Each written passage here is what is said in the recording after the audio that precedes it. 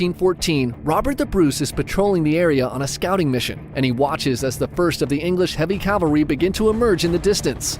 Amongst the English army is a knight named Henry de Bohun, who spots Robert and instantly recognizes the outlaw king of the Scots.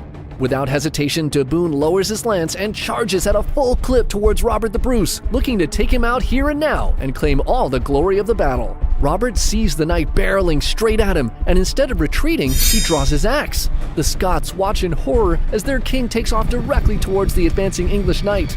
They can't bear to watch as the tip of de Bohun's lance gets closer and closer to their king. But at the last second, Robert maneuvers his horse and sidesteps the knight. He rises up on his stirrups and brings his axe crashing down onto the head of Henry de Bohun, splitting his skull in two.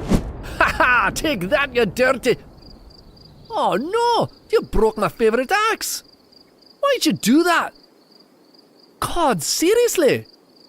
This freaking sucks! Ugh!" The sight of their king effortlessly taking out an English knight fills his men with courage, and they bravely fight against the much larger English army. The will of the Scots is unshakable, and they inflict heavy casualties on the better equipped English knights. Shocked, Edward's army pulls back and sets up camp for the night.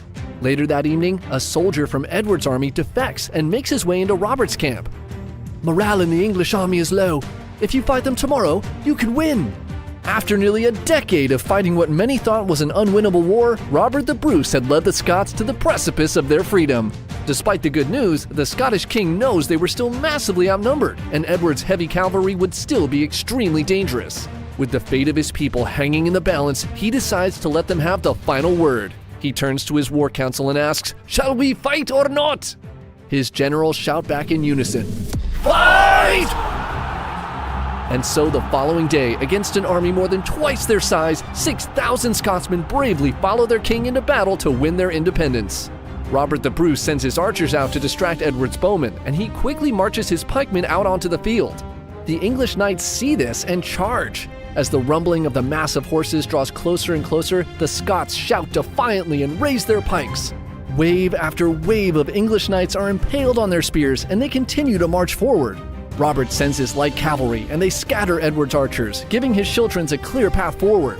Despite their superior numbers and weaponry, the English find themselves pushed back, and soon they're pinned against the Bannockburn stream. With Edward's army trapped, Robert deploys his reserves to deliver the final blow, and the English knights, realizing their king is now in danger, pull him from the battlefield.